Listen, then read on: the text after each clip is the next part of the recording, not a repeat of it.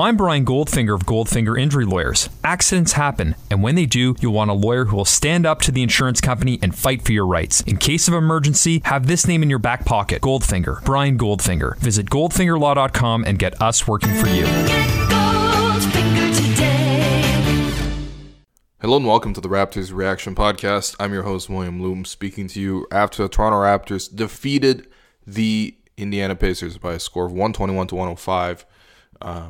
It was funny because all the talk coming into this game was about how, the Pacers have been sitting in Toronto. They've been waiting on the Raptors. They had just had an emotional win over the Bulls. They've won they won the last 6 games. They won 13 of their last 15. Their last loss was that Raptors win at the ACC. And so there was all this talk about revenge and the Pacers coming in hot and this is going to be a tough game. And on paper, it was a tough game. But, I mean, there's levels to this shit, And the Raptors showed that tonight. I mean, they landed at 2:30 a.m. And despite the fact that the original plan was to bring back Kawhi Leonard and actually let him play his first set of back-to-backs, the fact that the Raptors had played 3 games for 4 nights and that the Bucks game was so draining and exhausting, they held him out, which I completely agree with. So, the Raptors, they looked like underdogs a little bit even coming home, but, they did not play like that whatsoever. First off, they got Kyle Lowry back from injury. He's missed 10 of the last 11 games with that back issue. He came back today, didn't exert himself too much, although, classic Kyle, he still takes 2 charges and hits the deck on a drive in the fourth quarter to get some free throws. But, Kyle comes back, he plays off the ball, he's in the starting lineup. VanVleet actually runs most of the show, and I thought that was a good move by Nick Nurse to allow VanVleet to be the point guard because, I just think that I don't think Lowry was physically, you don't want to exert him too much coming back from injury, and so that was smart. But with Lowry back in the lineup, the pace and the tempo of the game completely changes. You see Siakam streaking out for layups, for example, which just wasn't happening a lot, when Lowry's been out. Lowry's the Raptors' best. He's not even just the best passer. He's so good at managing the pace of the game. And it's like small things like he'll rush out of bounds and then he'll really, really beg the referee to allow him to inbound the ball. And he'll get the ball and play really quickly, cross half court really quickly. He's always got his head up looking for Siakam, looking for Ibaka with the hitter head passes and stuff like that. And he'll toss a lot of them. He's a lot more daring than someone like VanVleet would be otherwise. And so the pace of the game was completely different. And I thought the pace of the game really favored the Raptors because the Pacers are a really tough defensive club. They allow some of the fewest points per game in the NBA, although part of that is pace, but also part of that is just the Pacers are a really good defense. And the Pacers didn't have Miles Turner today. Turner's been huge defensively for them in the back line, but still they were still a tough defensive club. Their starting lineup is pretty good defensively. And, the Raptors made a point to run. And I thought it was good because the Pacers kind of got addicted to playing that running game as well. And the Pacers are having a lot of success. I mean, they scored 63 points in the first half, right? So, they clearly played into it. And I think they embraced it as well. But the thing is, the Raptors put up 70 in the first half. And in the second half, when the Raptors really started locking down on defense, and specifically Serge Ibaka started shutting down the middle of the paint, the Pacers couldn't really do anything at that point, and the Raptors were able to continue their offensive success by playing fast and getting, runs off stops and stuff like that. So, I think the game plan overall was great by Nick Nurse. I think Kyle Lowry coming back was, a nice boost for the team, especially with Kawhi out. It's funny that these two don't play together, but, eventually that'll happen again. I do miss that. The Raptors are really good when they play together, but, still, man, Kyle, 4 of 10 shooting, 2 of 6 from 3, hit his first shot. It was a wing 3 off a offensive rebound. Siakam gets it, kicks it to Lowry, hits a 3. Lowry gets an and 1 at one point. Hit another 3 off a pull-up. His assists, again, 8 assists. It's pretty good for him, especially considering he wasn't the point guard today. He was really the 2 guard. And, yeah, I mean, it's funny. 3 minutes into the game, Lowry takes a charge on Thaddeus Young. And you're thinking, man, what are you doing? This is the reason why you got a bad back in the first place, because you've been taking all these charges. But, I mean, what can you even say? Like, this is Kyle Lowry, right? He only knows how to give 100%, even when his body isn't. And so, you know, you just got to give it up to him, man. And the way he was so comfortable in the offense, I mean, it's funny. You do really notice when he's here and when he's not here, the difference in, you know, what Kyle does. And it's all the small things, right? Like, it's like the hit-ahead passes. It's taking charges. It's like the timely help defense where he's switching and communicating, and the way he's setting up the offense, the tempo of the game, you know, his gritty post defense. Like, those are small things that the Raptors are missing when he's not there. And, you know, individually, none of them are that important except for, or not important, but just that noticeable, except for maybe the passing, because, you know, he is second in the NBA in assists. But when he does come back and you see all these things in motion, you're like, oh, yeah, that's right. That's why Kyle Lowry gets paid $30 million, like, because he is this important to the team. And he does so many of the little things for the Raptors, and it's great to have him back. You know, in terms of the flow of the game, I already talked about, like, high-tempo game. The Raptors defensively really stepped it up. Serge is really good. All that, and Pascal's pretty solid. The Pacers got a lot of points off offensive rebounds, and that's kind of an issue. But for the most part, the Raptors ran them off the line. The Pacers aren't really happy to take three-pointers anyway. But the Pacers only shot 17 and only hit 4, whereas the Raptors shot 33 and made 17. And so they were smoking the Pacers. Offensively, the Raptors were in a groove. Danny Green was really hot. You know, Serge Ibaka even hit 2 threes. I think both of those were off passes from Kyle Lowry. You know, Kyle had some threes, but it's mostly the bench. The bench was the difference maker today, and obviously the bench was trash against the Bucks, like just pure trash, right? 5 points, like 5 total points, and Nick Nurse basically had to bench everybody off the bench, you know, for the second half, and you know he barely, you know, spliced in a couple of minutes for DeLon, but mostly he just like rode the starters, and the starters got the win. And so it was, you know, the bench's turn to pick up the starters tonight. And that's exactly what they did. And Norman Powell, 23 points on 10 of 12 shooting, 3 of 3 from deep. The most efficient outing of his career, and definitely a season high for this year. He was incredible. But also OG, I thought his defense was great. I thought Greg Monroe was, you know, solid on the inside. He had a good matchup today playing against Kyle O'Quinn.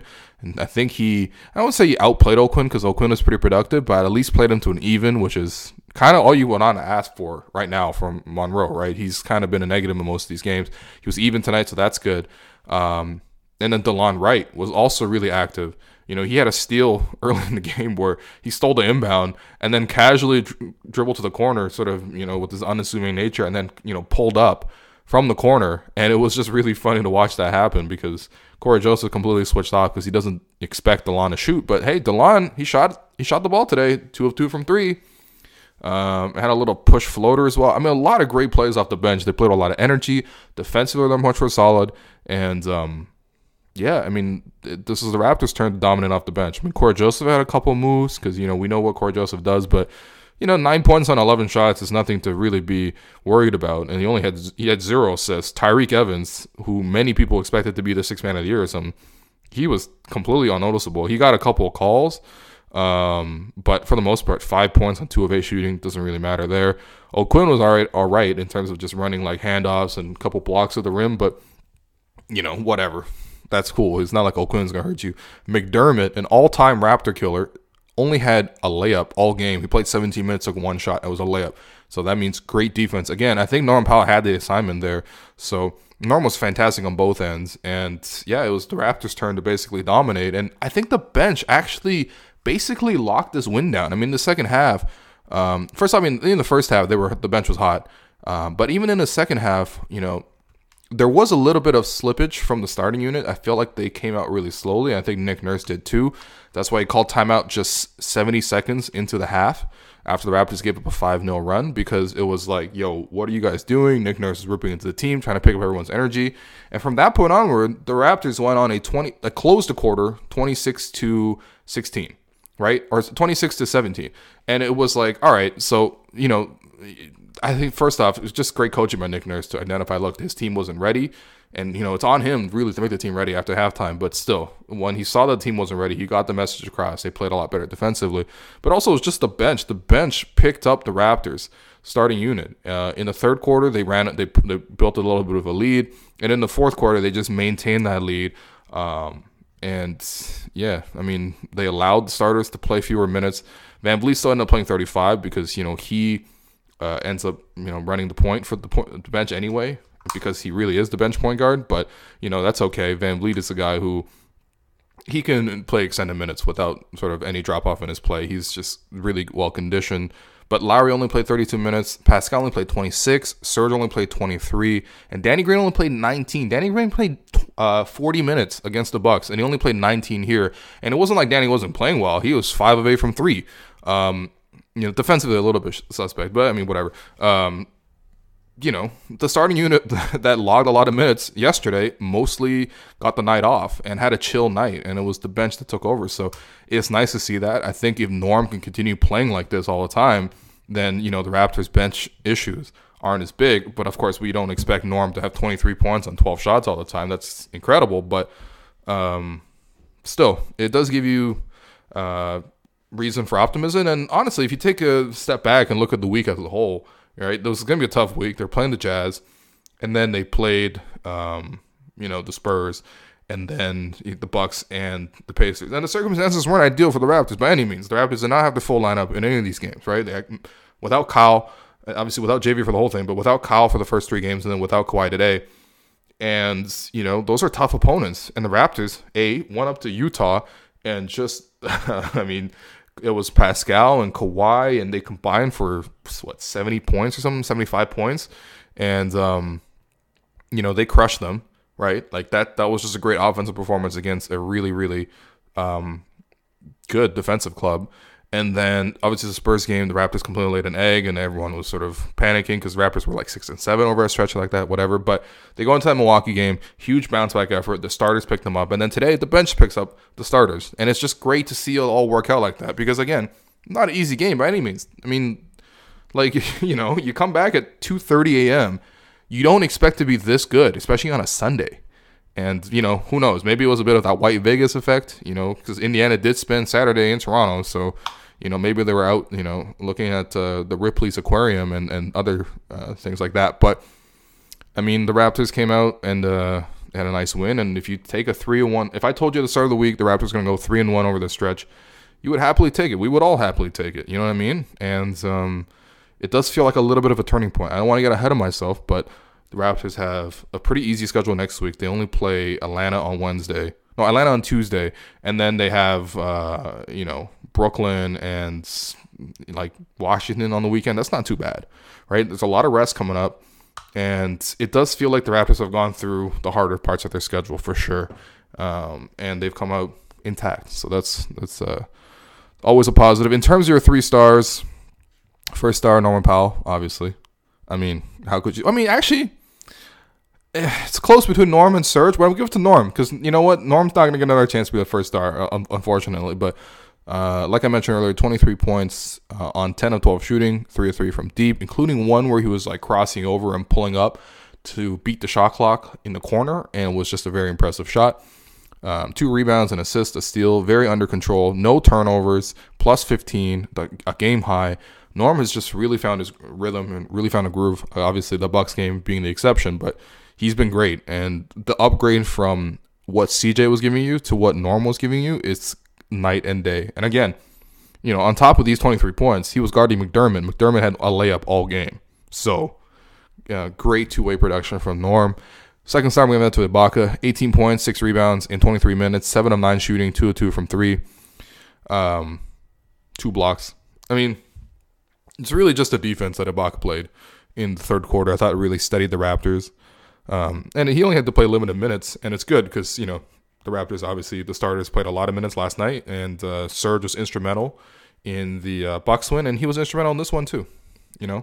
Sabonis is not an easy matchup. Sabonis is, leading the NBA in shooting percentage, I'm pretty sure. Today he shot 6 of 14. It's like, all right, cool. I would take 6 of 14 for 16 points with Sabonis. I mean, usually you get those on a much more efficient basis, but with Ibaka around the rim, blocking him, blocking the likes of Oladipo as well. I mean, Ibaka was real solid. And then in terms of your third star, I want to give it to Lowry spiritually because he was really nice, but I have to give it to Fred VanVleet just because he played really good defense on Oladipo in addition to, running the show for both the starting unit and the bench unit. So that's a lot of work right there, and he did a lot of work. 12 points, 8 rebounds is whatever, but Oladipo shot 6 of 15 for 16 points. Like, he's one of the best guards in the Eastern Conference, if not in the NBA as a whole, and VanVleet played great defense on Oladipo. So, I'm giving it to VanVleet. And then in terms of your Gerald Henderson award, it's got to go to Bojan Bogdanovic. Sorry, I got confused for the Kings guard. That's super clutch. But 21 points in 37 minutes. He cooled off as the game went on, but he was lightning in a bottle early on, man. He was hitting everything. Mid-range shots. He was driving to the rim. He was really effective driving to the rim today, weirdly enough. It's because he's mostly a shooter. Anyway, I think it was super aggrieved because, he had been fouled by OG Anunoby in the loss to Toronto about 2 weeks back. And, I think he really made a mission to sort of punish the Raptors. And, for a while he did it, but he faded down the stretch. Ultimately that's a role player and he's actually a pretty good scorer, but still, this is a good night for him, but you're not going to win a game when Bogdanovic is your best player. But still, 21 points, 9 rebounds, 3 assists, 2 steals. That's pretty good.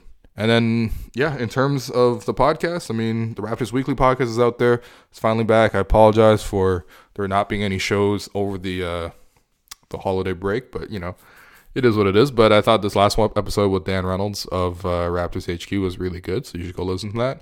We talked at length about how to fix the bench, and then the bench just fixed itself. So that's nice. But still, there's a lot of good content in there. And, thank you for listening. I'll be back to recap the Hawks game.